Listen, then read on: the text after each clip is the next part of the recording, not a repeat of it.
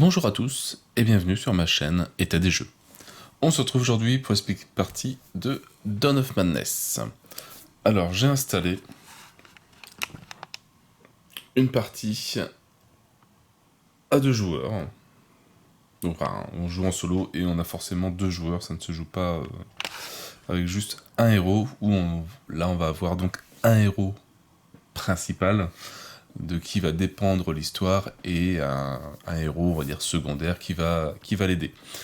En gros, l'histoire, d'après ce que j'ai compris, c'est des expériences qui sont faites sur les 4 héros qui sont là. Et donc voilà, on part dans leurs rêves, dans leurs cauchemars, dans leurs songes. Et on va essayer de s'y retrouver un petit peu là-dedans, essayer de refaire l'histoire un petit peu. Et donc le jeu est en 4 campagnes. Chaque héros a sa campagne. Et donc on va avoir un héros principal, donc ça va être l'histoire d'un des personnages, et les 3 autres vont se connecter dessus. À force de subir des expériences, ils ont réussi un petit peu à connecter leurs rêves, ils arrivent à s'échanger comme ça, et donc ils arrivent à s'aider mutuellement dans leurs rêves, cauchemars, etc. Donc là, le héros principal, ça va être celui-ci. Donc Claude, et qui sera aidé de Catherine. Au niveau de la mise en place, on a le plateau de jeu qui est ici. Toutes les cartes, c'est les échos, si je dis pas de bêtises, les échos du monde. Ça, c'est spécifique à Claude. Chaque campagne a ses propres échos de monde qui sont placés. Ils sont placés aléatoirement, donc on en a 16. Et voilà, soit on les place totalement aléatoires, soit on lance le dé de l'outre-monde, hop, pour nous dire la place. Par exemple, la carte 1 va se placer à l'emplacement 13, la carte 2 va se placer dans l'emplacement 2, etc., etc., etc., etc. Comme ça, la map est toujours différente. Bon, il y a très peu de chances qu'on fasse 2 fois la même map. Au niveau de la mise en place, ici, on a le compte tour, donc le jeu se passe en 10 tours, mais on verra ça tout à l'heure. On place les cartes de soutien. Bon, là, je les ai mis là, il y en a 5. Comme je suis à 2 joueurs, on en a 3 quand on est à 3 et 4 joueurs, on en a un petit peu moins. Ici, on a les 4 compteurs de score finaux. Donc là, qui sont tous à 0, le A, B, C, D. Après, voilà, ça peut monter jusque 10, 20, 30. Voilà, on met des compteurs au milieu, on en met un nouveau. Et voilà, jusqu'à un certain nombre, c'est la fin de la partie. Sur le côté ici, on a la piste d'initiative. Voilà, et plus on est haut, plus on commence en premier. Donc là, on voit que le premier qui commence à jouer, c'est l'Abomination. Après, c'est Catherine. Et après, c'est Claude. Les personnages, pour le moment, ne sont pas placés. Ça, c'est spécifique au scénario. En tout cas pour Claude, pour les autres, j'ai pas encore regardé, donc je ne sais pas. On a le dashboard du héros, qui reprend donc ses points de vie, qui reprend son initiative. Donc là on voit qu'on a 6, donc j'ai passé le jeton de Claude, hop, à 6, voilà. Et on a la partie la plus importante et un peu la plus compliquée à comprendre, c'est celle-là, qui représente les différents domaines et les sentiences, voilà, qui vont se placer dans les domaines. On verra ça juste après. Qu'est-ce qu'on a d'autre? À l'arrière, on a le petit descriptif et la carte d'existence de départ du héros et la carte de domaine de départ du héros. Donc il commence avec un, comme je disais ici, le 44 Magnum et la carte dans la ligne de mire. Voilà, un coup qui a un coup de 0, donc on peut le retrouver facilement. Idem pour l'autre antagoniste, donc Catherine, son dashboard, ses cartes de départ, et chaque joueur a une petite fiche, comme ça. Oups. où on marque dessus ces nombres de dés de base dans ses sentiences. Donc par exemple ici pour Catherine, voilà, elle a 2 dans le rouge, donc on met 2 dans le vert, 2 dans le jaune, 1 dans le bleu et 3 dans le violet. Voilà, et donc c'est son nombre de base au niveau de ses dés.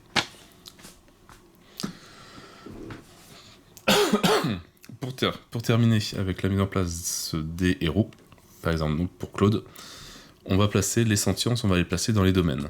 Pour ce faire, on va prendre... On a 3 dans le rouge. Donc on prend 3 dés rouges. Hop. Après, on a un dé vert, un dé jaune, 3 dés bleus et 0 violet.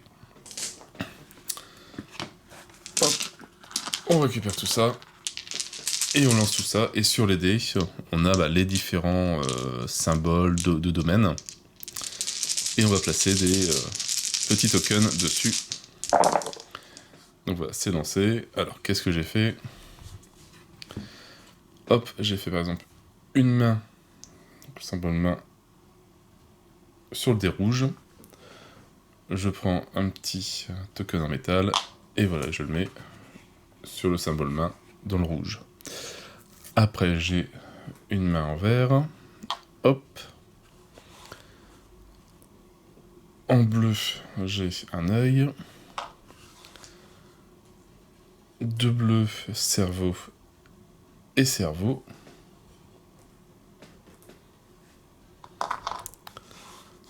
Encore 2 cerveaux, jaune et rouge.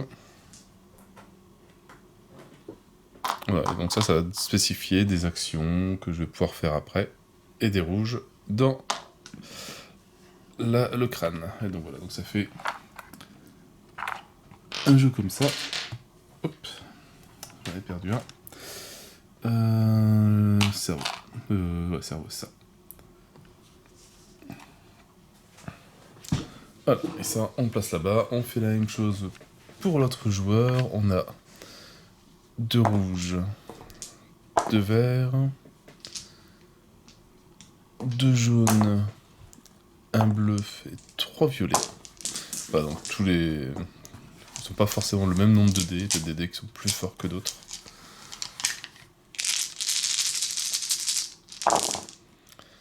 Alors, voilà, on a obtenu tout ça. On va placer...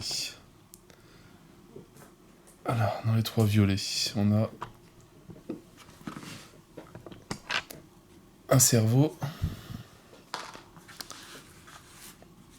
Et...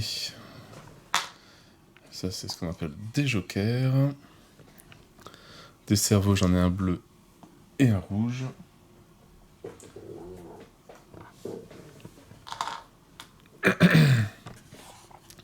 J'ai une main verte, une main rouge.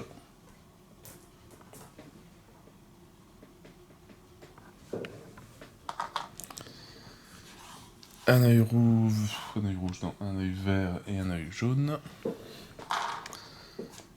Et un cerveau jaune. Voilà, une tête.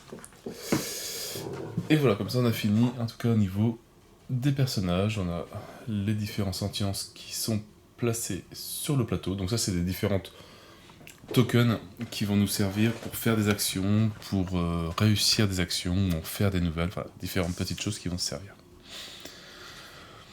Au niveau des personnages, c'est bon. Après, l'histoire, on commence aussi avec une abomination. Donc là, j'ai mis de la famille de rage, la frénétique.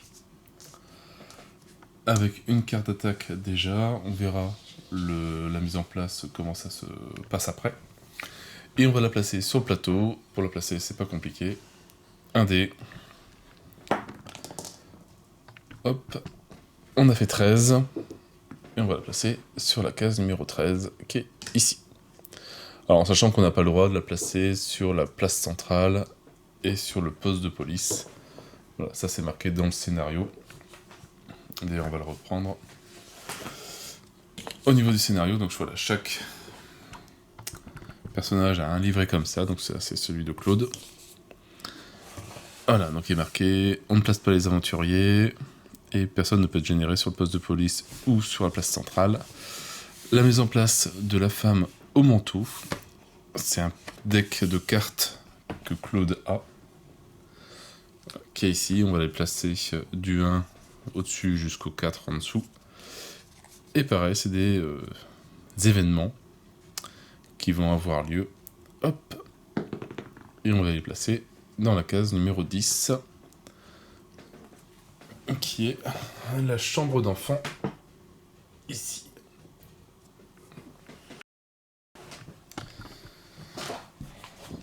On continue la mise en place, donc ça c'est bon. Alors pendant la phase des errants, si un errant qui n'est pas Claude se trouve dans la même case que la femme au manteau, il peut effectuer une action rencontre pour résoudre la carte du sommet du paquet. Et au cours de la phase des errants, chaque errant vivant qui n'est pas Claude lance des d'autres mondes à la fin de la phase d'action. Et déplacer la femme au manteau sur l'espace de l'errant qui a obtenu le plus petit résultat.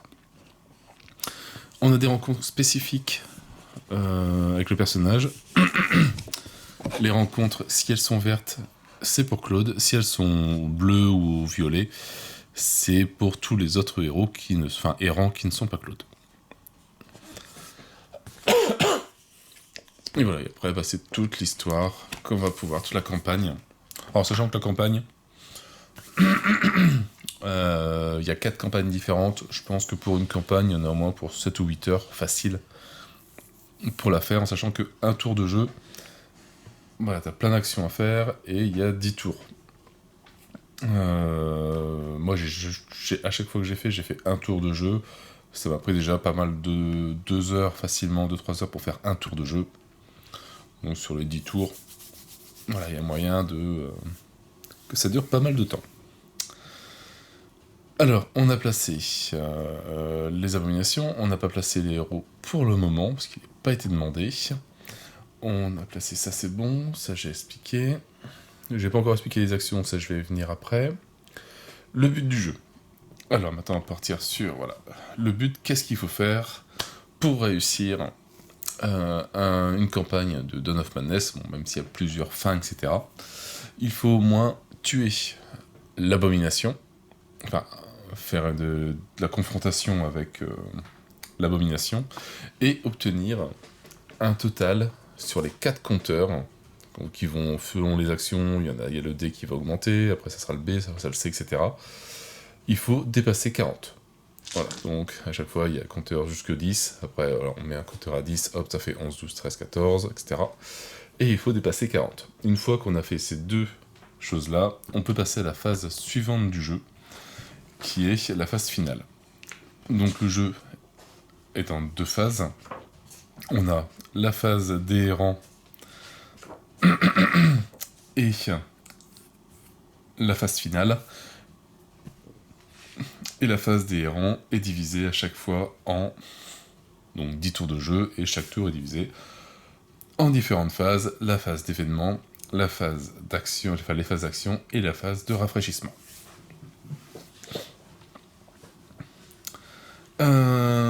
Pour reprendre simplement, donc ça on a vu, justement pour gagner avant. Pour gagner, il faut dépasser 40, il faut que l'abomination ait été tuée.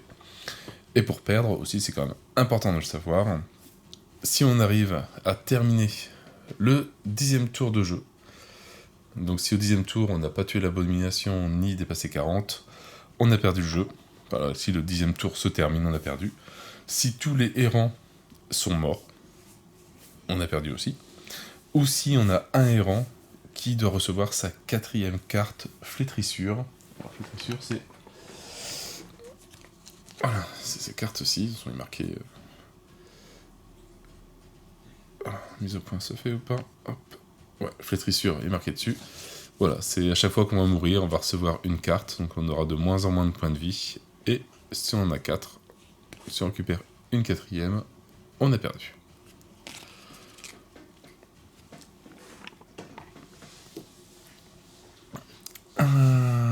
Ça c'est bon.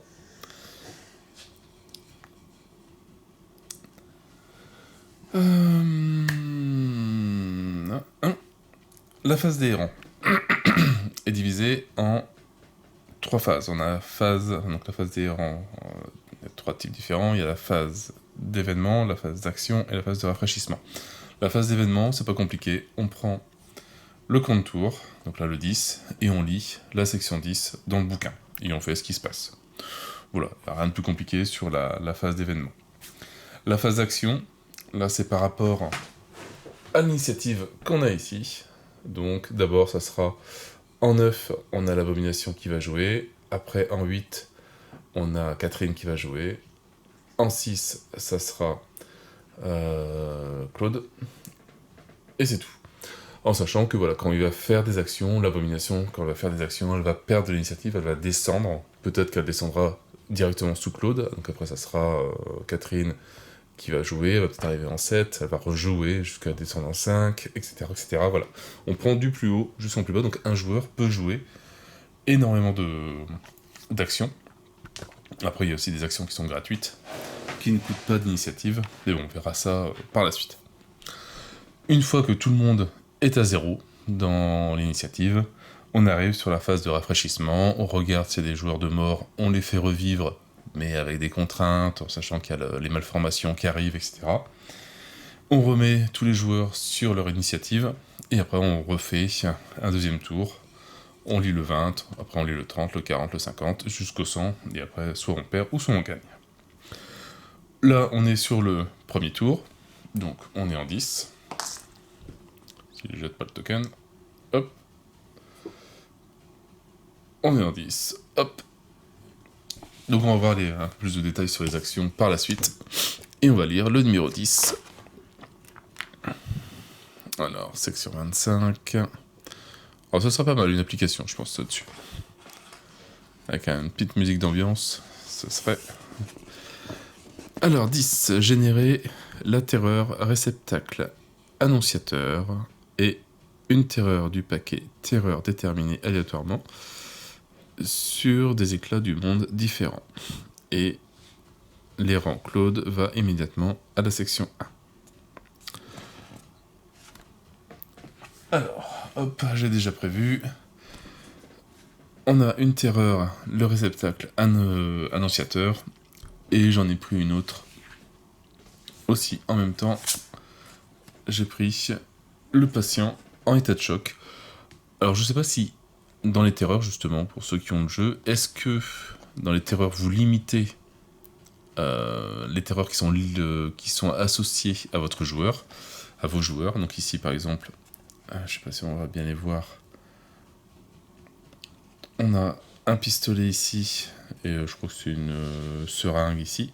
C'est parce que ça c'est associé à Claude, donc le détective, et un patient en état de choc, c'est une docteure ou un truc comme ça, je crois, une infirmière.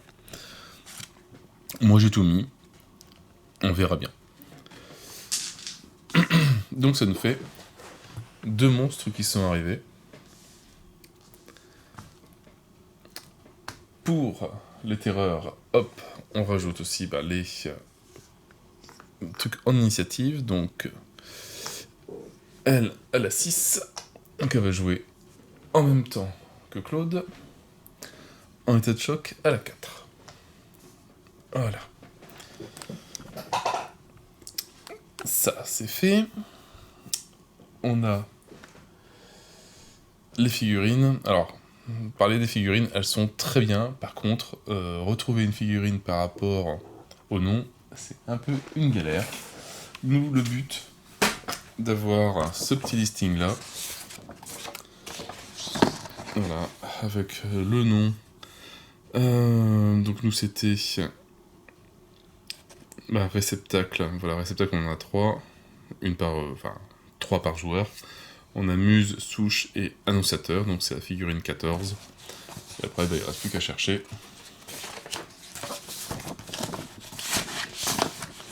Sur le croquis, la figurine 14, voilà, c'est celle-là. Donc on peut la retrouver. Je vais m'amuser, si jamais j'aimante les figurines, à essayer de me laisser le numéro. Voilà, faut que je trouve comment faire. Donc on a nos 2 figurines ici, qu'il va falloir placer sur le plateau. Toujours pareil, le dé d'Outre-Monde. Pour l'annonciateur, on le place en 12.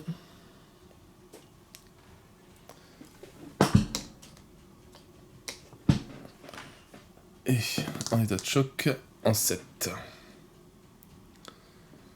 Hop. Voilà, en sachant que, forcément il y a toujours beaucoup de choses, une abomination et une terreur, ça n'a pas le même fonctionnement. Une terreur a, alors ici il y a 3 petits cercles, je ne sais pas si on les voit bien en vidéo. Voilà, 1, 2 et 3, et on va devoir poser des sentiences dessus. Des sentiences qui correspondent au lieu où il se trouve. Donc par exemple lui, qui est en état de choc, il y a bleu, rouge et rouge. Bleu, rouge et rouge, on prend les dés, on les lance. Voilà, donc il a obtenu ces symboles-ci qu'on va pouvoir placer.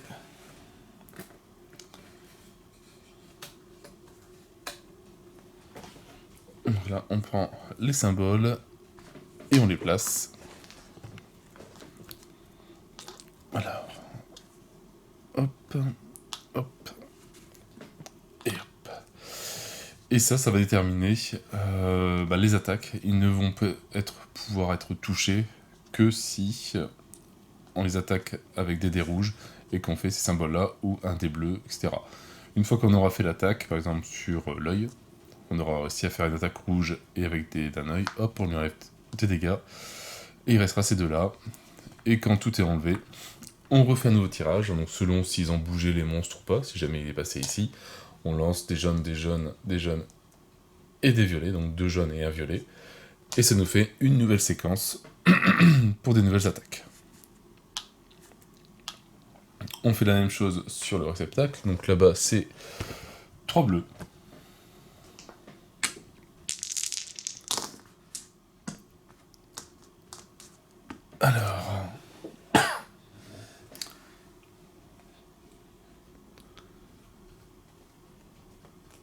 Alors ça, cerveau.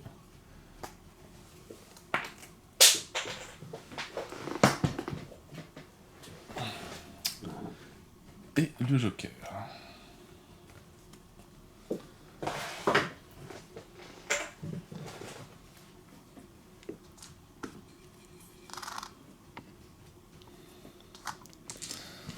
Voilà, nos 2 terreurs sont parées.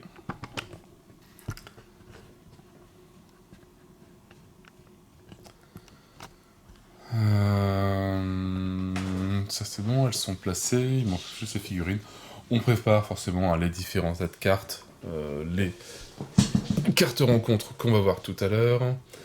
Chaque personnage aussi a son tas de cartes existence. On commence avec une carte à 0, mais on peut en acheter plein d'autres par la suite. Les cartes Coda, si je dis pas de bêtises, les cartes de fouille, et après tous les états. Alors là, il en manque la moitié, je crois, en plus j'en ai encore plein. Il manque surménage, tourment, illumination, etc. Mais voilà, il y a énormément de petits tas de cartes.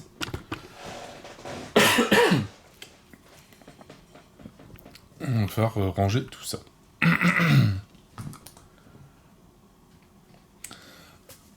Et ben on va pouvoir reprendre l'histoire, comme ça on verra les différentes actions au fur et à mesure du jeu.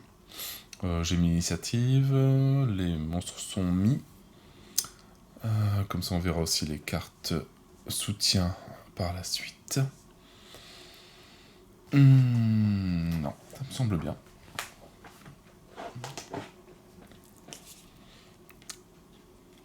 Donc le livret nous disait...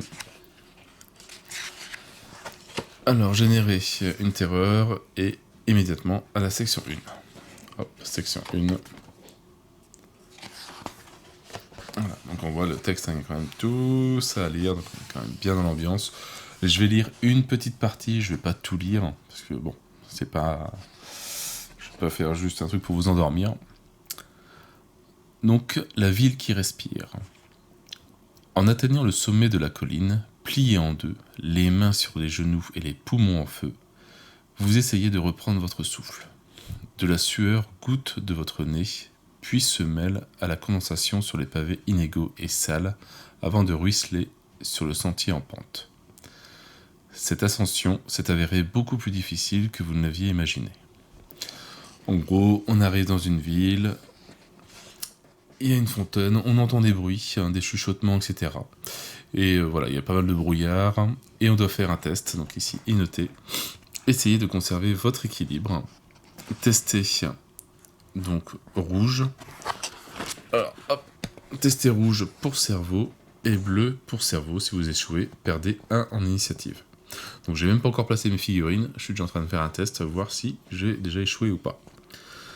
Alors, tester rouge pour cerveau et bleu pour cerveau. En gros, on va devoir tester nos sentiences. Donc ici, moi en rouge et bleu, j'ai 3 et 3. Chiffre qui va pouvoir évoluer donc avec le temps, avec des cartes Coda, d'autres cartes qui vont augmenter et diminuer. Mais là, pour le moment, je prends... Voilà. Les idées. Et je les lance. Si j'arrive à faire... c'est des cerveaux, il me semble, si je dis pas de bêtises. Ouais. Si j'arrive à faire un cerveau rouge et un cerveau bleu, je ne perds pas d'initiative, donc tout va bien. Voilà, là j'ai réussi à faire un cerveau rouge et un cerveau bleu, donc c'est bon. Si jamais je n'avais pas réussi, j'aurais fait une main et une tête. Voilà. J'ai fait tous les symboles qu'il ne faut pas. J'ai toujours la possibilité d'utiliser cette face 6 de dés, donc uniquement celle-là, qui est un joker. Le joker, celui-là, bah, on dit, oh, je le transforme en cerveau. Comme ça, j'ai fait au moins mon cerveau bleu, mais je n'ai pas fait mon cerveau rouge. L'autre possibilité que l'on a, c'est d'utiliser les sentiences que l'on a sur les domaines. Hop. Ici, il faut que je fasse un cerveau bleu et un cerveau rouge. Je pourrais très bien dire, bah tiens, je vais prendre le sentience qui est là, le rouge. Il est sur la case cerveau, donc voilà. Donc à la place de faire un dé, j'ai donné celui-là. Ça me fait des sentiences en moi qui vont me servir en moins pour les actions par la suite. Mais au moins j'ai fait mon rouge. Ou je pourrais très bien utiliser, si jamais j'avais eu ça par exemple, un sentience qui est dans la zone joker. Donc à chaque fois c'est un symbole, on a la main, on a l'œil, la tête, le cerveau et le joker. Voilà. Le sentience rouge qui est là dans les jokers, bah, je le transforme en cerveau. Donc je ne peux pas changer la couleur, mais je peux changer le domaine. Et comme ça, bah, ça me dit, hop, j'ai pas besoin du dé, j'ai mon sentience rouge de fait. Donc voilà, donc ça permet aussi donc, de modifier un jet de dé. Donc un jet de dé, si on l'a loupé, on peut vérifier au cas où, si on a, par exemple, s'il me fallait un rouge, un main rouge, une main verte, un œil bleu, etc., etc. Mais ça ne sert pas qu'à ça, non plus.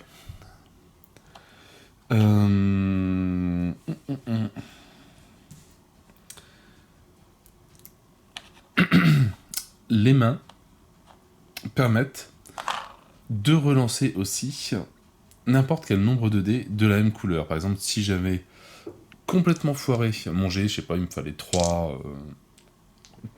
je lance que des rouges et il me faut 3 cerveaux.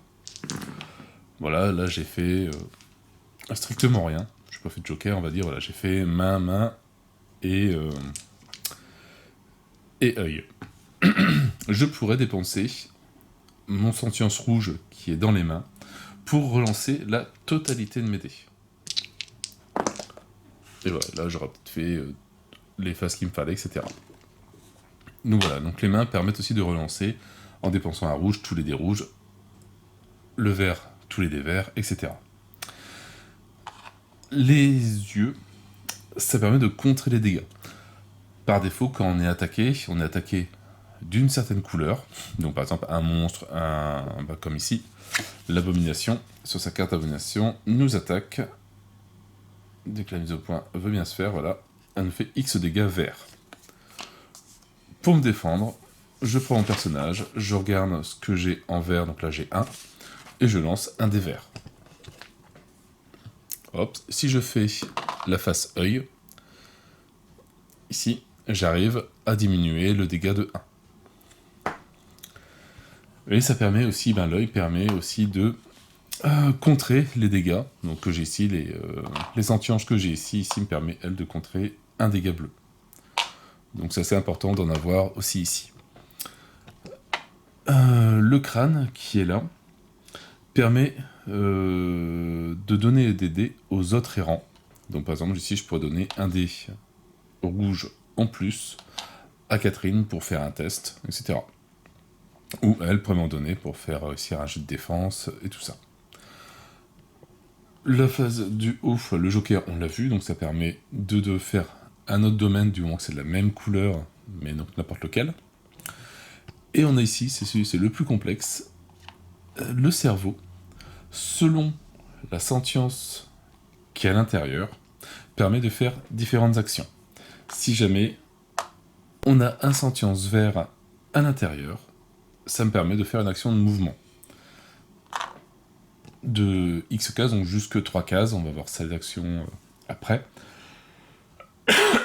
Mais ça me permet de bouger gratuitement et de ne pas utiliser mon énergie, mon initiative. Chaque action que l'on va faire, on va le payer en initiative. Bouger, normalement, c'est on dépense X initiative, en sachant que X représente le nombre de cases qui est jusque 3. Donc là, ici, ça permet de bouger gratuitement. Si on a du rouge, le rouge permet d'attaquer ou de faire une confrontation, pareil, gratuitement. On n'a que le jet d'attaque à faire. Une attaque, c'est forcément sur des terreurs. Une confrontation, c'est forcément sur une abomination. Les bleus me permettent de faire une action de domaine ou de fouille. De fouille, c'est tirer une carte qui est là-bas.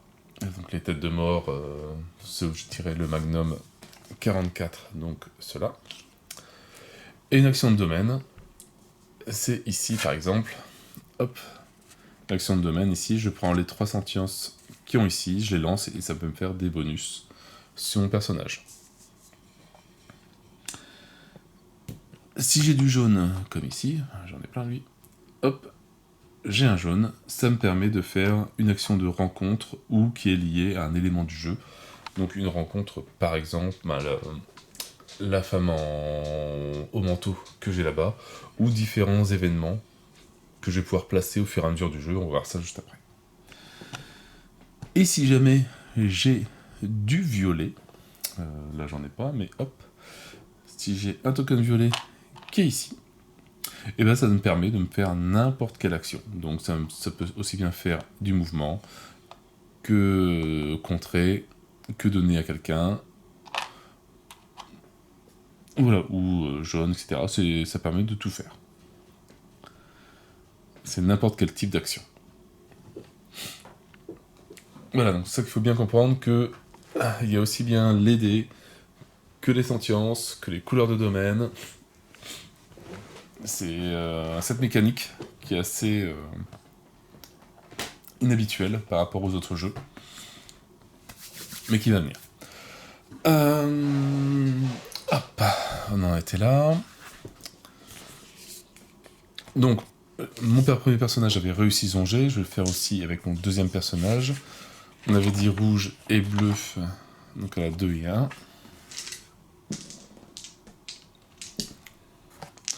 2 dés rouges, 1 dé bleu. Alors, elle a fait un cerveau rouge, ça c'est bon. Elle a fait un œil rouge qui sert à rien et une main bleue qui ne sert à rien. Donc il manque le bleu. Est-ce que... Oui. J'ai un petit token dans le bleu, donc je vais l'utiliser. Un token bleu dans le cerveau. Et c'est bon. Et donc voilà, au fur et à mesure, son truc ici va s'épurer. Et donc après, on n'aura plus de bonus non plus. Donc on a tous réussi. Donc pareil, n'hésitez pas, si vous voyez des erreurs que je fais dans les règles, parce que c'est... Comme il n'y a pas beaucoup d'exemples dans le livre de règles, c'est pas évident pour être sûr qu'on ait bien compris. Alors après, donc le petit texte, on continue. Voilà, générer les rencontres, le poste de police désaffecté sur le poste de police et la fontaine qui murmure sur la place centrale. L'errant Claude doit choisir de se déplacer sur le poste de police ou sur la place centrale. Et après, la phase d'action commence. Alors, on a tout ça comme rencontre. Donc ça va faire un bon paquet. C'est ici qu'on a les rencontres vertes et les rencontres bleu-violet. En sachant que les verts, c'est uniquement Claude qui peut les faire. Et les violets, c'est tous les autres. Sauf Claude. C'est le point de vue qui change. Je crois que ces verts, c'est selon les yeux de Claude. Et les violets, c'est l'environnement, en fait. Alors, le poste de police désaffecté, donc il nous rajoute un petit texte d'ambiance et un numéro à aller lire. Donc là, c'est vert, uniquement pour Claude. Bon, j'ai préparé un petit peu, parce que sinon, il faut les rechercher en plein milieu du paquet. La fontaine qui murmure sur la place publique. Voilà, donc ça vaut mieux les classer par ordre alphabétique. Hein. C'est pareil, c'est spécifique au scénario aussi. De toute façon, il y a le nom dessus de Claude. Sinon, c'est pour le scénario de Claude. Mais vaut mieux tout classer par ordre alphabétique, c'est beaucoup plus simple. Et voilà, donc on a un plateau qui commence à avoir différents rencontres. Soit rencontre ici, soit rencontre là. Et après, on va pouvoir en avoir plus au fur et à mesure. Et les personnages, on va le placer le plus loin possible des monstres. Pour le moment, on va les placer au poste de police.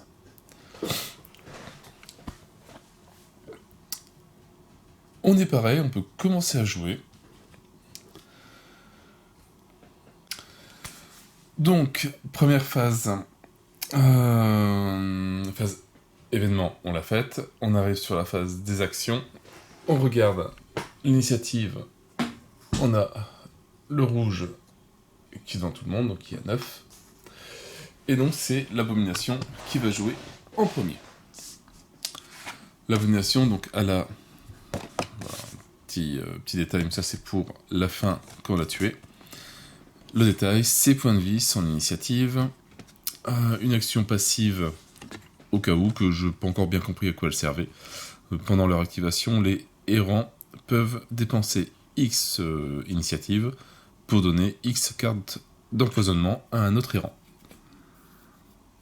Ça, j'ai pas encore bien compris.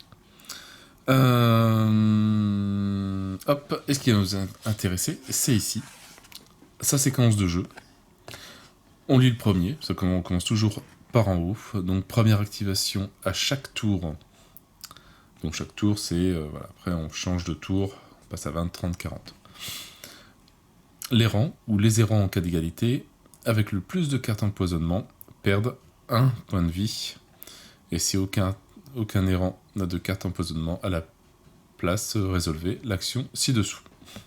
Et on passe en dessous. Alors peut-être justement pour... parce qu'une fois qu'on a fait une action, qu'elle est faite, on ne descend pas en dessous. Donc peut-être que s'il y a un personnage qui en a... si dès qu'il y en a un qui a... Bon, je sais pas. Bref. On va faire donc le premier, j'en ai pas de carte empoisonnement. Aucun errant dans son espace, ce qui est le cas, elle est toute seule dans son lieu. Frénétique se déplace jusqu'à 2 espaces vers l'errant avec le plus de cartes empoisonnement. Si elle se retrouve dans l'espace d'un errant, résolvez l'action immédiatement l'action ci-dessous. On voit qu'on a un petit 3 à côté. C'est le coup de l'action. Donc, on prend son curseur 1, 2 et 3. Elle arrive ici. Et elle se déplace de 2 cases. 1 et 2. Donc en sachant que les déplacements se font par les jonctions qui sont là. Voilà, ici, ici. Voilà, on peut aller un petit peu n'importe où, mais bon, là, elle n'est pas encore au contact avec les héros. Donc, pour le moment, tout va bien. Elle peut pas nous attaquer, ça c'est la carte d'attaque, on verra ça quand on y sera. Aux joueurs, donc après on continue. On a donc Catherine. Catherine, qu'est-ce qu'elle va pouvoir faire? Elle va pouvoir faire différentes actions. Alors, qu'est-ce qu'un personnage peut faire? Il peut se déplacer. Comme je vous l'ai dit tout à l'heure, hop, action de déplacer, ça coûte X, en sachant que X ne peut pas dépasser 3. Voilà, selon le nombre de cases, ici ça coûte 1, ici ça coûte 2, et ici ça coûte 3 par exemple. Du moment qu'on suit les chemins, on peut aller à 1, 2 et 3, 3, etc. Et en sachant que voilà, si je fais 3, bah, je prends mon personnage et je passe à 1, 2 et 3.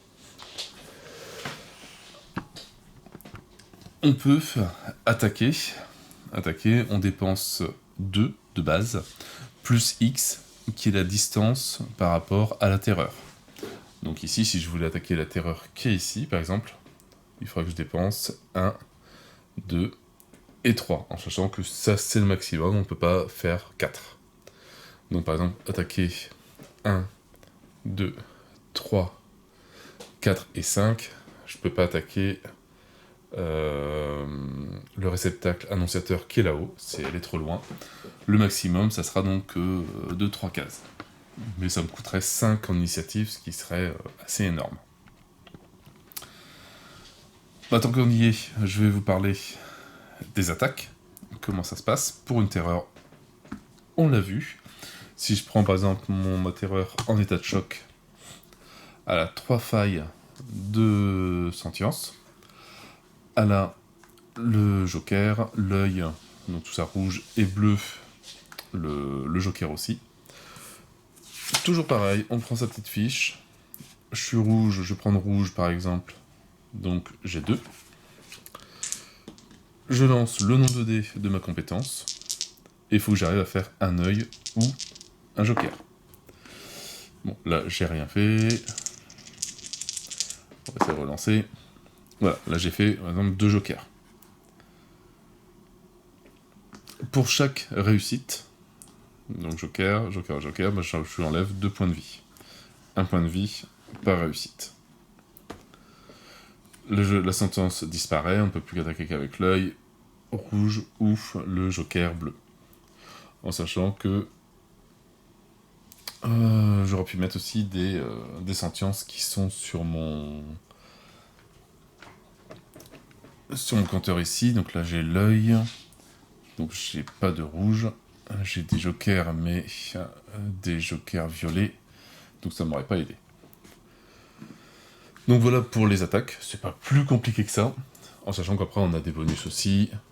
Moi j'ai mon couteau de boucher, par exemple. Comment vous infligez au moins un dégât au cours de votre action d'attaque? Vous pouvez dépenser X domaine main pour infliger X dégâts supplémentaires. X ne peut être supérieur à 3. X domaine main, pour moi, il n'y a pas de couleur qui est définie, donc je pourrais prendre par exemple les 2 tokens, les 2 sentences que j'ai, vert et rouge, pour faire 2 dégâts supplémentaires sur l'état de choc. Et il prendra donc 4 de dégâts.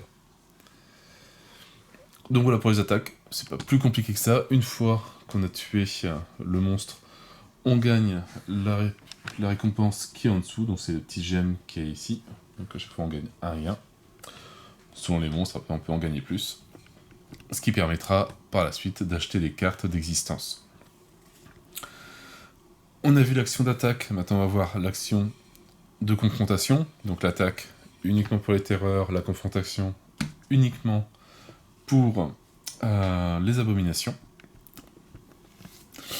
Pareil, 2 plus X, qui est X est la distance de l'abomination. Donc là ici, si jamais je voulais l'attaquer, ça me ferait un coup de 3 en initiative, donc toujours le coup en initiative qui est là-bas, pour attaquer. pour attaquer l'abomination, d'après ce que j'ai compris, on prend la carte d'attaque, on prend les symboles qui sont là-haut, donc là on a un symbole bleu, rouge, vert et violet. Toujours pareil, la petite fiche. Alors bleu, j'ai 1 dé, rouge, j'ai 2 dés, vert, j'ai 2 dés, et violet, j'ai 3 dés. Et avec tout ça, donc avec tous les dés que je lance, il faut que j'arrive à faire la combinaison ici, donc un cerveau bleu. Bon, j'ai eu de chance, j'ai fait le cerveau bleu. La main rouge, je l'ai aussi. La main verte, je l'ai pas, mais j'ai un joker, donc ça vaut une main. Et il me faudrait un joker. Chose que j'ai ici, violet. Voilà. J'ai réussi à faire le symbole des 4. Et donc, à l'abomination, je lui fais 3 de dégâts. J'ai fait 3 de dégâts, hop, donc elle a 24 points de vie. La carte est défaussée, je gagne la récompense qui est en haut, une pierre, et hop, et on tire une nouvelle carte qui révèle une nouvelle combinaison. Alors après, il y a des cartes bonus que l'on peut mettre, il y a des... on récupère des cartes Coda. Par exemple, je sais pas si j'en aurais, mais hop, qui donne des bonus. Et qui veut bien... Des bonus, voilà, en sentience, ce qui modifie le nombre de dés qu'on lance. Mais par contre, voilà, qui peut aussi donner pas mal de bonus quand on attaque une abomination. Donc là, ça rajoute 3 dés rouges, 1 dé vert, 1 dé jaune, 1 dé violet. Ce qui est quand même pas mal, donc on lancerait, en tout cas moi je lancerais 5 dés bleus, 5 dés rouges, etc., etc. Pour essayer de faire un meilleur symbole. Une meilleure combinaison.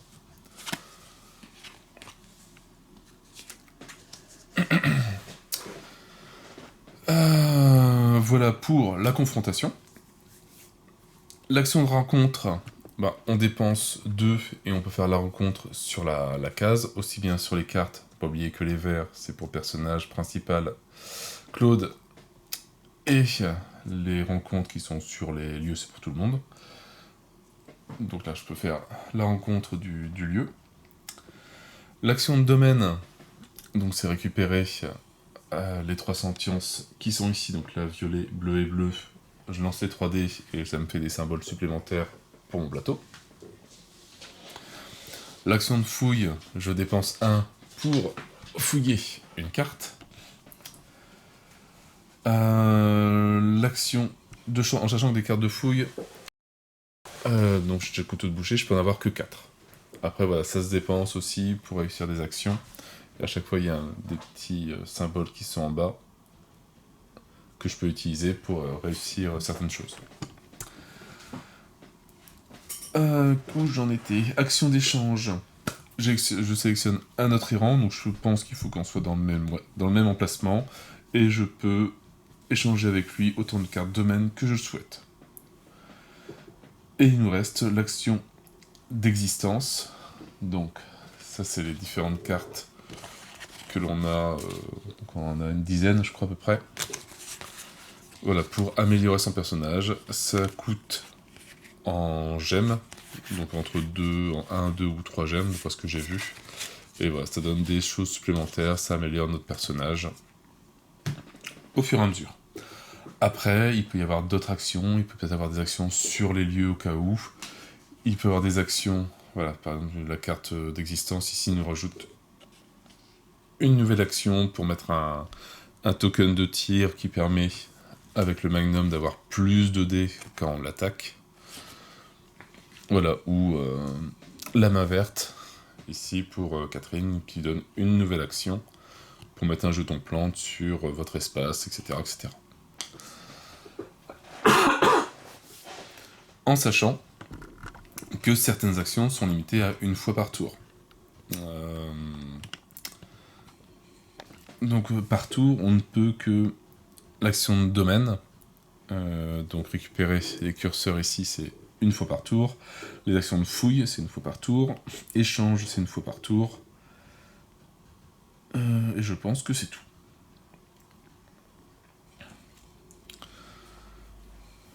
Donc, qu'est-ce qu'elle va nous faire? En sachant qu'on peut aussi utiliser donc, les actions qui sont là. On ne peut pas cumuler, donc on ne peut pas faire X cartes. On peut faire une carte, mais juste après, on ne peut pas en faire une deuxième. Il faut forcément que ce soit une action de notre personnage. Et après, en troisième action, on peut réutiliser encore une carte. Ces cartes-là sont remis à chaque action de rafraîchissement. Alors, c'est à Catherine de jouer. Qu'est-ce qu'elle va nous faire? Bon, pour le moment, elle va faire une action.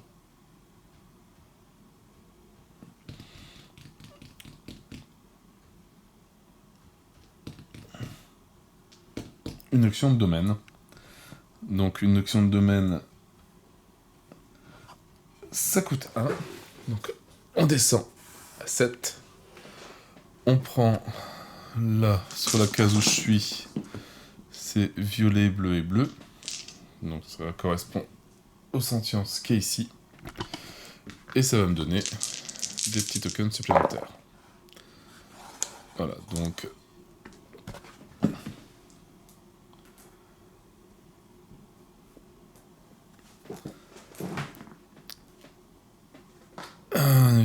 Un crâne bleu, une main bleue et un œil violet. Donc voilà, après, donc gratuitement, j'ai quoi là-bas? J'ai du rouge et du violet dans le cerveau.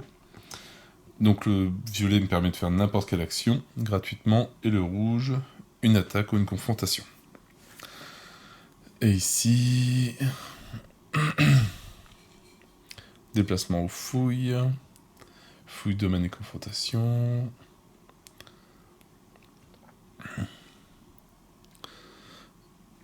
Hop, on va un déplacement ou une fouille. Je vais me déplacer dans la salle de cérémonie. Là, donc on avait un chemin, je me suis déplacé 2 gratuitement. Et là, je vais faire une action de rencontre. Donc, action de rencontre, je dépense 2. 2. Vu que, elle était toujours au-dessus des autres, donc c'est toujours à elle de jouer. Hop, action de rencontre, et je vais en 176. Donc là, on reprend le livre.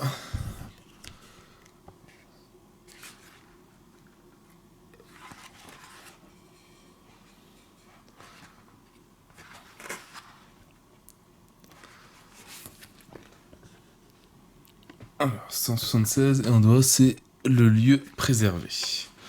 Voilà, donc à chaque fois, voilà, on a un bon petit texte à lire. Bon, je vais pas tout lire. La route s'interrompt peu après le quartier, tournant à droite jusqu'à un terrain abandonné, au centre duquel se trouve un bâtiment spacieux, à plusieurs étages.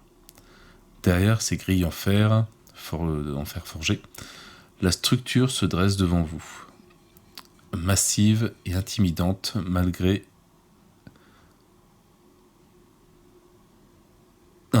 ou à cause de son état de délabrement.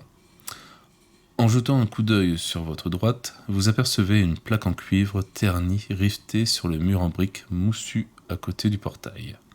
On peut y lire « Foyer pour garçons à l'étreinte éternelle ».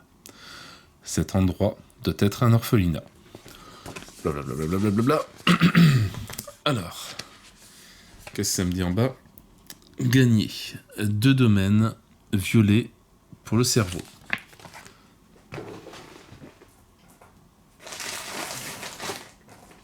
Oups, donc je prends 2 domaines violets. Cerveau.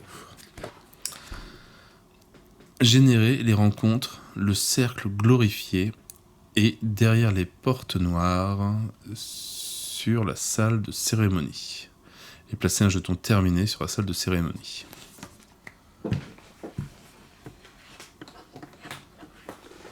Donc les jetons terminés. c'est cela. On le met sur le numéro. Alors, qu'est-ce qu'il faut que je cherche? Le cercle glorifié est derrière les portes noires. Voilà, et c'est là que c'est important d'avoir tout classé par ordre alphabétique. Derrière les portes noires. Et dans le bon ordre surtout aussi. Dans le bon sens. Enfin, le cercle glorifié est là.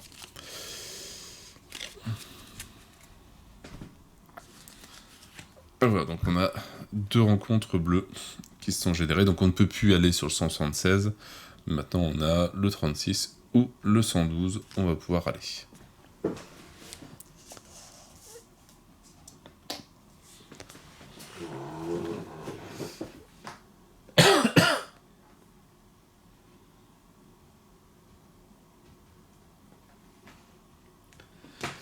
Hop. Et voilà. Le tour du personnage, en tout cas, est terminé. Hop, je suis passé sous les autres personnages. Donc maintenant, c'est au 6 de jouer. En sachant qu'il y a un ordre là-dedans, c'est que les héros jouent toujours en dernier. Forcément. Alors, donc, on va... Le rouge. En tout cas, l'abomination, on va la faire tout de suite. Alors, on n'est plus au premier tour. Aucun errant dans son espace, donc ça lui coûte 3. 1, 2 et 3, elle arrive à 3. Elle se déplace de une case, elle arrive au contact avec Claude. Voilà. Voilà, résolvez immédiatement l'action ci-dessous. Un errant dans son espace, si possible, résolvez la carte confrontation active. Donc, celle-là. Alors, pareil, ça lui coûte 3 en initiative. Est-ce qu'on a encore 3? Bah tout juste. On est à 3. 1, 2, 3. Elle arrive à 0. Donc là, elle ne pourra plus rien faire après du tout. Alors, les rangs. Avec la plus grande... Avec le plus grand... Non. Avec le plus grand, non. Les rangs, avec le plus de cartes empoisonnement dans l'espace de frénétique, en gagne 2 de plus. Puis, si cet errant en a au moins 3 cartes empoisonnement, il les défausse toutes et distribue X dégâts verts entre tous les errants jusqu'à 2 espaces aussi équitablement que possible. X étant égal à 2 fois le nombre de cartes empoisonnement défaussées. Ah d'accord. Alors, on gagne 2 de plus.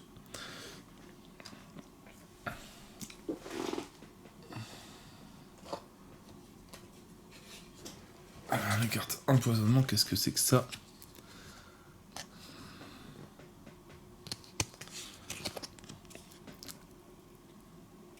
Lancer un dé bleu et un dé violet de moins pendant un test de défense et lancer un dé de moins de chaque sentence pendant un test de défense. D'accord, donc elles sont toutes différentes en fait.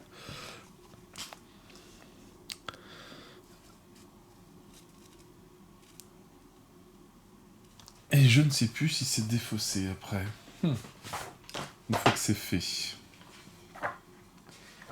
Est-ce qu'on la change ou pas?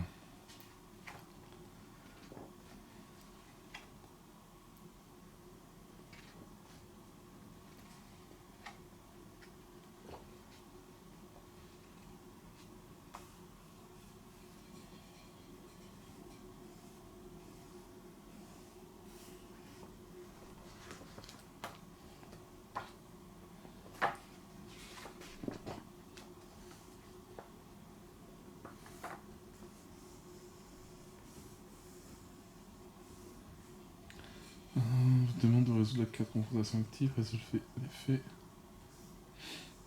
Une fois ça fait, piocher une nouvelle carte du paquet. Et placer ça sur... Hop. Donc voilà, donc une fois qu'elle est faite, on en prend une nouvelle. Donc voilà, donc on aura un nouveau schéma de sentience et une nouvelle type d'attaque. Mais ça c'est pas pour Lavo, c'est pour moi.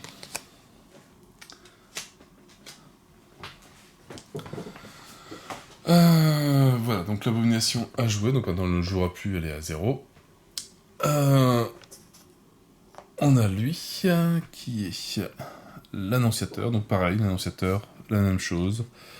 Aucun errant jusqu'à un espace.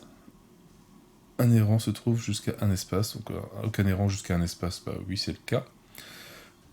Chaque errant lance un dé d'outre-monde, relancé en cas d'égalité, déplacé l'annonciateur sur l'espace de l'errant ayant obtenu le plus faible résultat. Puis chaque errant dans cet espace perd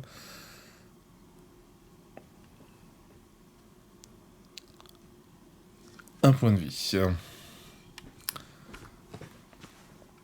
Alors, le dé d'outre-monde, où est-ce que je l'ai mis? Là.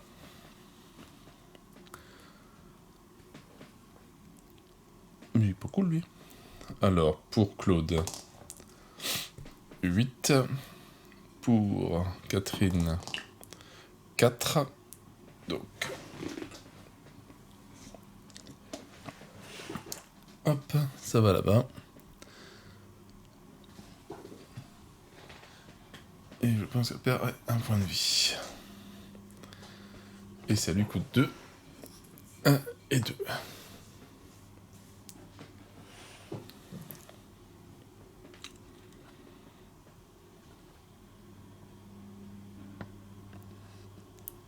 Alors on a une truc passive, chaque terreur vivante regagne un point de vie à la fin de la phase d'action. Et les errants ne peuvent pas dépenser... Les errants ne peuvent pas dépenser de domaine main pour relancer les dés. Ah, ça c'est un tas de choc, ok. Chaque monstre a son petit truc. Mais ils sont pas gentils. Il va falloir que je m'en occupe. On arrive à 6. Autour de Claude. Claude qui est avec l'abomination. Alors, soit je me barre. De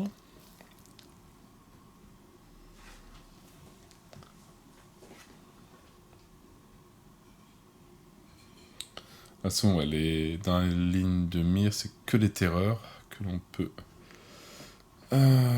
peut viser, c'est pas l'abomination.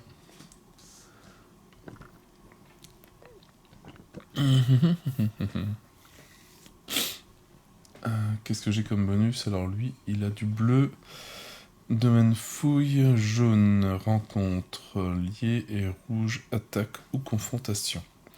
Après, il a pas mal de dés, mais il n'y a aucun violet, donc il pourra jamais faire sa sentience ici. Enfin, s'il n'y a aucun joker, il n'y a rien. Ah non, il faut qu'il se barre. Alors, on va faire... Hop, une carte ici, pour bouger. Hop. Après, je vais faire une action de déplacement.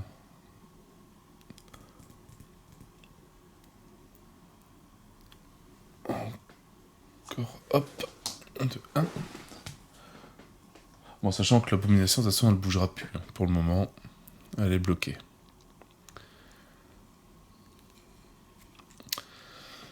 Je suis arrivé au même niveau que Catherine, je suis à 5 en initiative.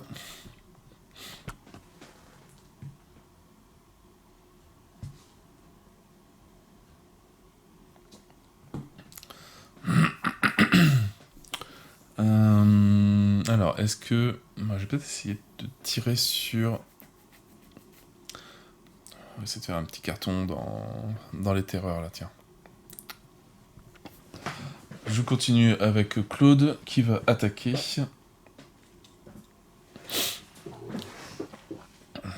Dépenser 2 plus... Oh, ça me fait 4 à dépenser. Bah non, je vais faire ça. Je vais faire mon action ici.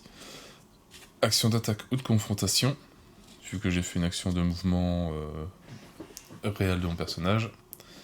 Donc je peux utiliser celle-là. Je peux attaquer gratuitement jusqu'ici. Alors, il va attaquer... Bah, les bleus, de toute façon.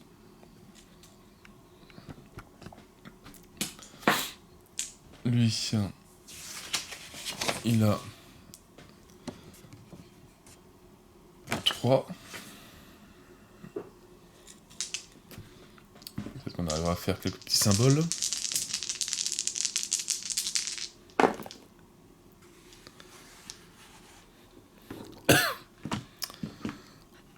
Alors, qu'est-ce qu'on a réussi? On a réussi ça, on a réussi celui-là. Lui, il sert à rien. Alors, est-ce que j'aurais des trucs pour m'aider? J'ai pas de joker. Mes relances, non. Non. Donc je touche 2 fois. Alors je sais pas si on fait... est-ce que c'est un symbole ou si on fait 2 têtes, est-ce qu'on touche 2 fois? Ça je sais pas trop. Peut-être pas d'ailleurs. Bon, en tout cas ici je lui fais 2 dégâts.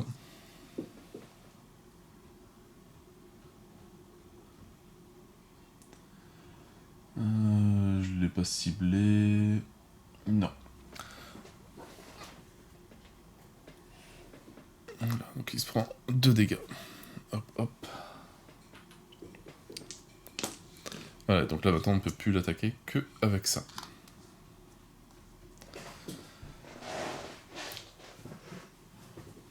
Donc bah, je peux essayer de le réattaquer, là, vraiment. Une deuxième attaque de plus X, donc 4. 1, 2, 3 et 4, j'arrive à 1. Je le rattaque encore une fois en bleu, avec 3D. J'espère faire un cerveau ou un joker. J'ai dit un cerveau ou un joker. C'est quand même terrible, hein. Alors, c'est loupé. C'est loupé, c'est loupé, c'est loupé. Tant pis. Autour de Catherine, qui va essayer aussi de le dégommer, avec un des 7 plus compliqués. Mais bon, on va essayer pour voir. Hein. Donc elle, ça va goûter.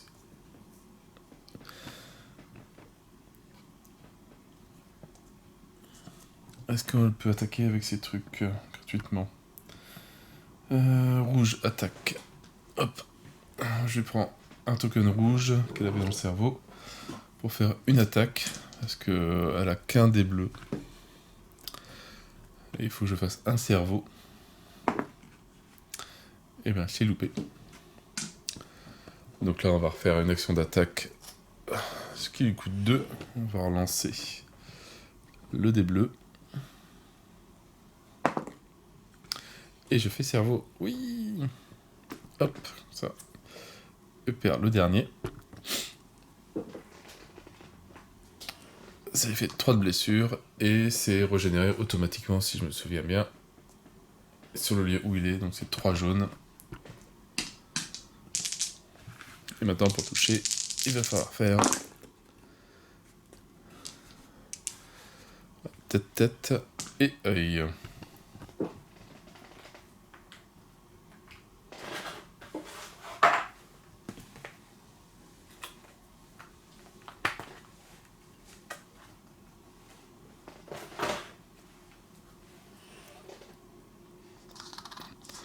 Voilà, donc comme ça, on voit que les personnages aussi évoluent. Enfin, là, c'est pas toujours les mêmes compétences qu'il y a besoin pour attaquer. Donc, je trouve le système vraiment pas mal fait, en fait.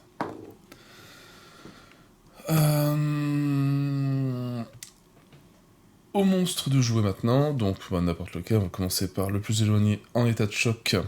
Qu'est-ce qu'il va nous faire? Alors, aucun des rangs dans son espace en état de choc se déplace de X espace vers les rangs ayant le plus de domaines main. J'ai 3 à 3, donc il se déplace vers Catherine.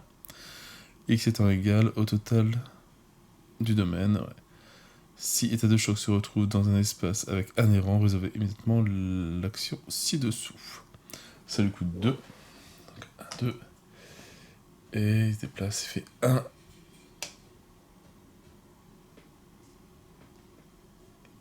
Alors, quel est le plus court? 1, 2, 3, 4, 5. 1, 2, 3, 4, 5, 6. 1, 2, 3. C'est 5, ça sent. 1 et 2. Ok. Et puis, annonciateur. Alors, aucun errant jusqu'à un espace, c'est pas ça. Un errant se trouve jusqu'à un espace annonciateur. Ouais. Ça lui coûte 1. Ça coûte pas cher, on dire. Inflige 2 dégâts à un errant au choix. La couleur des dégâts correspond à la valeur de science la plus faible de cet errant. Et si jamais, c'est vrai que c'est une chose que j'ai pas détaillée, je sais pas si on va bien le voir. Hop. Alors le zoom.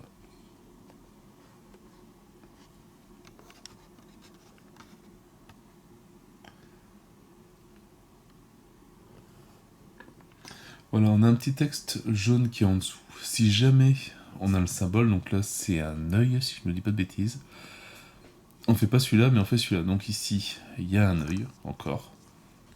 C'est pour ça qu'il y a des choses qu'il vaut mieux éliminer avant les autres. Donc par exemple celui-là. À la place, infliger 2 dégâts à chaque errant jusqu'à un espace. La couleur des dégâts correspondant à la valeur de sentence la plus faible de chaque errant. Donc un espace, on a ici, ici et ici. Donc il n'y a que elle qui est touchée. À l'attaque, donc la plus faible, le bleu. Donc elle fait 2 dégâts en bleu. Ici et forcément sur l'œil, je n'ai aucun bleu, donc je vais essayer de me défendre quand même avec un dé. Et il faut que je fasse un œil, ou un joker. J'ai fait un cerveau, ce qui sert à rien, donc je prends 2 dégâts. Et j'ai plus de dégâts, j'arrive.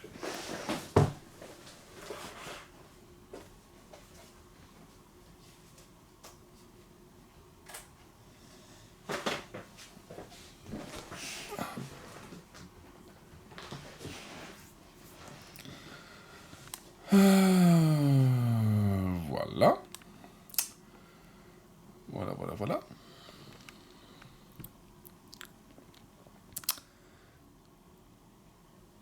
Et bien super, je pense que c'est encore à elle de jouer, vu qu'elle me rattaque.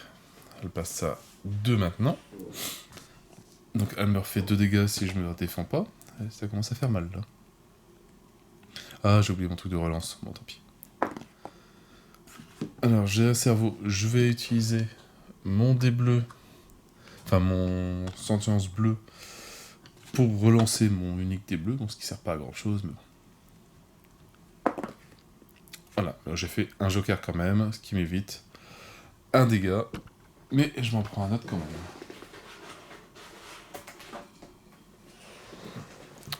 Donc j'arrive à 4 de dégâts, ce qui commence à faire beaucoup.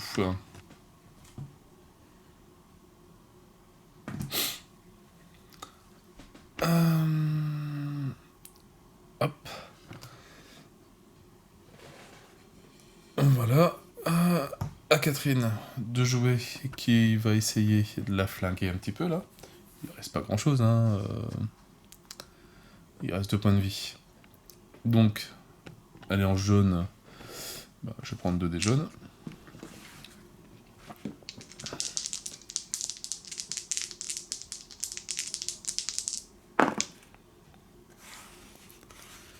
Alors, j'ai fait cerveau. Alors, j'attaque, oui, mais bon. Ça me coûte avant.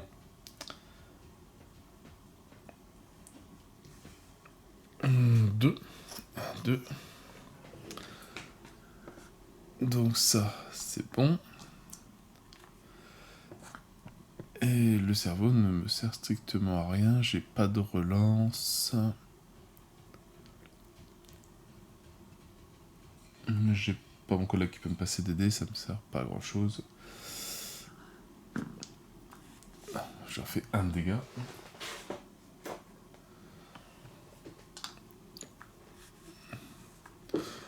C'est ça que j'ai oublié les actions violettes que j'ai là-bas. N'importe quel type d'action, j'aurais pu attaquer. Non, je vais faire Hop.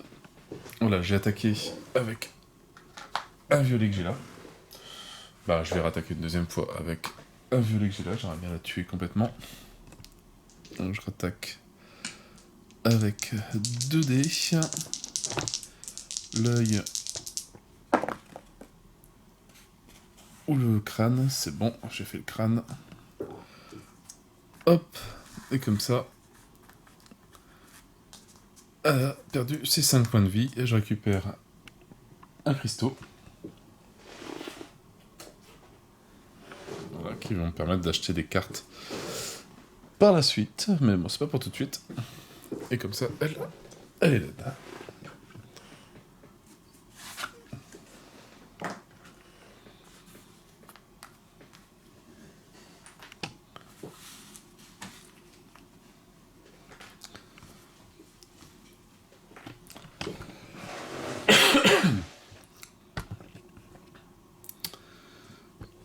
Alors, qu'est-ce qu'il nous reste? Donc ici, son token, on l'enlève. Hop là, et elle n'a pas encore descendu.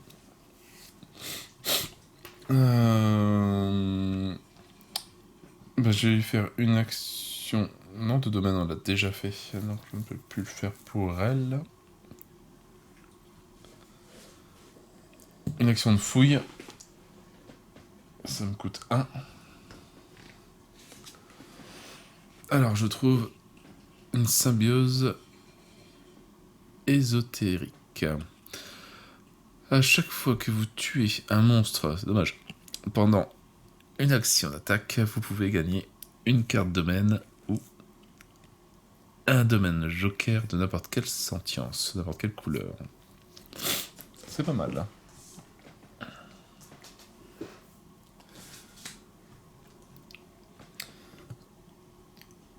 On arrive au numéro 2.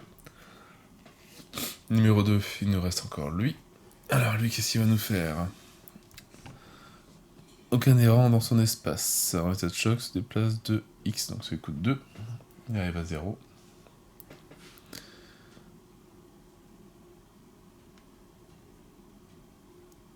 Alors main, j'ai 2 et lui a 2, c'est pareil.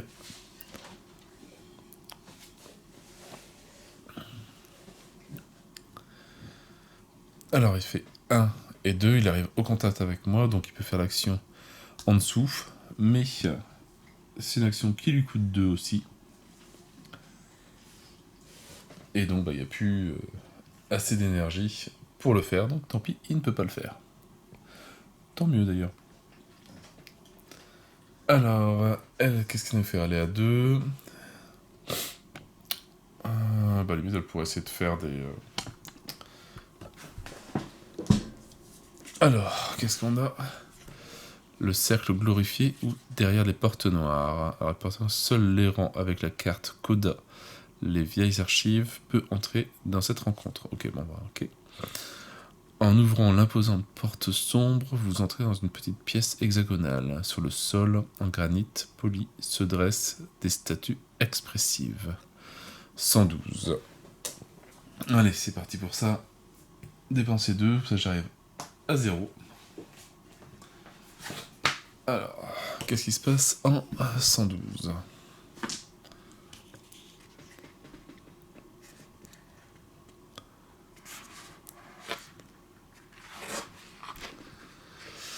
Le cercle glorifié. Traversant la pièce étrangement préservée, vous vous dirigez vers la porte située dans l'angle arrière droit. Blablabla. Voilà, ici, pour une fois, moi j'en ai eu un. Hop, on a dénouement C+1. Donc, hop, en C. On augmente et on est passé à 1 point. Donc, voilà, donc je suis à 1, il faut 40. Après, gagner une gemme. Ça me fait 2 gemmes. Pour Catherine, je vais peut-être pouvoir équiper un peu plus mon personnage. Retirer du jeu la carte rencontre, le cercle glorifié.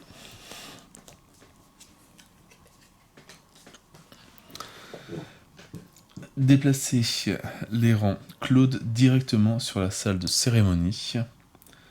Si Claude est actuellement mort ou pris au piège, ignorez cette étape. Puis, il va à la section 122. Donc Claude, il va à la salle de cérémonie. Et on va lire 122. Dans votre esprit, la faible mélancolie se mue en une comptine qui ne vous semble que trop familière.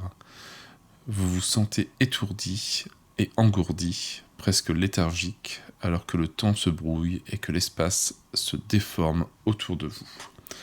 Blablabla, blablabla, blablabla. Hop. Dénouement, c'est plus 1. Donc on passe à 2. 2 sur 40. Gagnez la carte Coda, l'appel d'une mère et une gemme.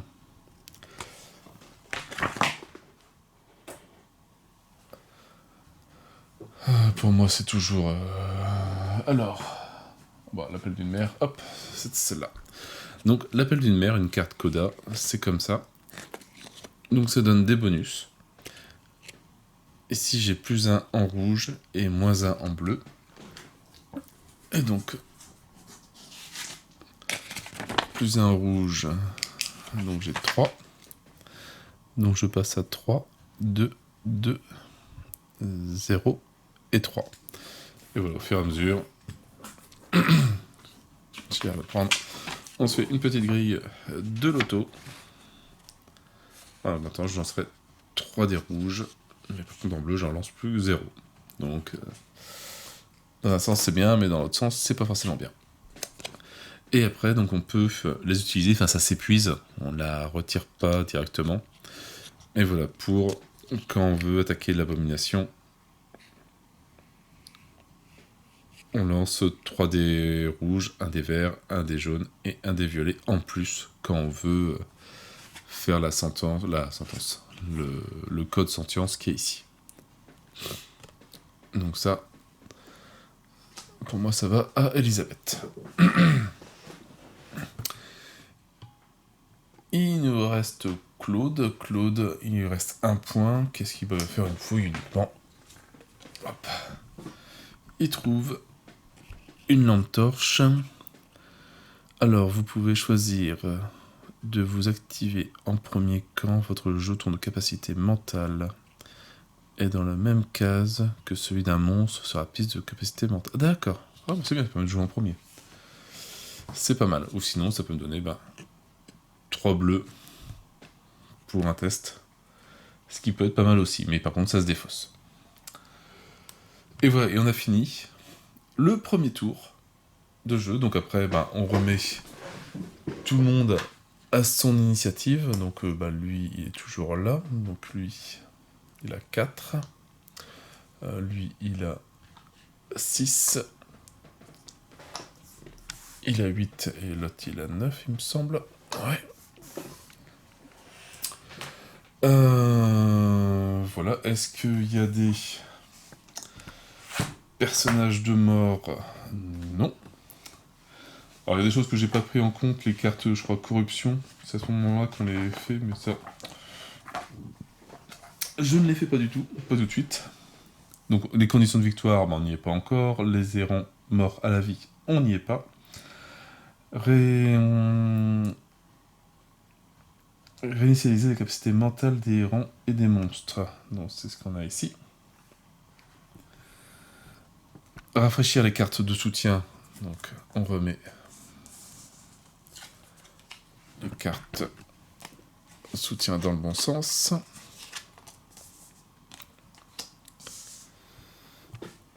Résolvez l'effet des cartes corruption. Donc ça, justement, je fais pas. Placer les jetons corruption, je fais pas. Retourner le jeton de tour. Donc, voilà, normalement, ça retourne à la fin. Et on passe après au tour 2. On lit le 20. Voilà, en sachant que sur un tour, j'ai gagné 2 points. Il faut monter à 40 en 10 tours. C'est mal barré. Alors, en 20, qu'est-ce qui se passe? Alors, vérifiez les conditions de génération au dos de chaque carte rencontre non générée. Générer la terreur réceptacle muse et une terreur du paquet de terreur déterminée aléatoirement sur les éclats du monde, de mondes différents.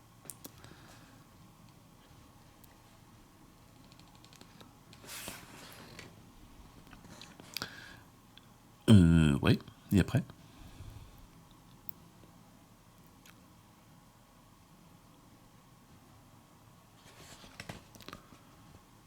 Et après, je vais où? Tout à l'heure.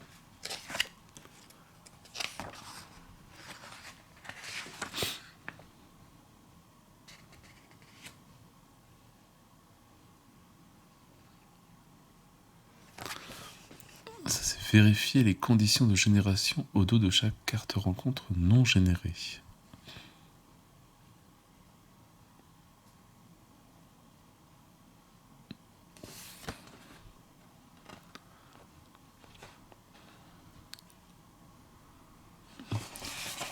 Le 10, c'est un événement aussi.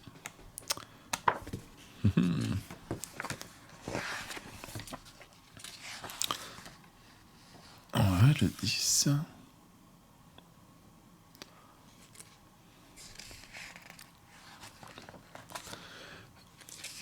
Eh bien, c'est une bonne question. Je ne sais pas.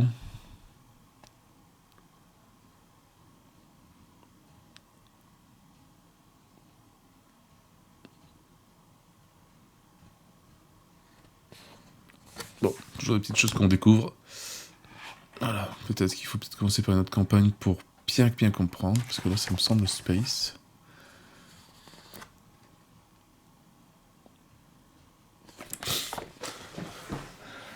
Mais voilà, moi, c'est pour montrer le système de jeu de Dawn of Madness. Franchement, il est très bien trouvé, très bien fait. Après, il faut bien comprendre, c'est assez particulier le système de sentence ou les différentes cartes, comme il y a trouver tous les monstres, etc. C'est assez hard, mais bon, on s'y fait au fur et à mesure. Là, ça va de mieux en mieux.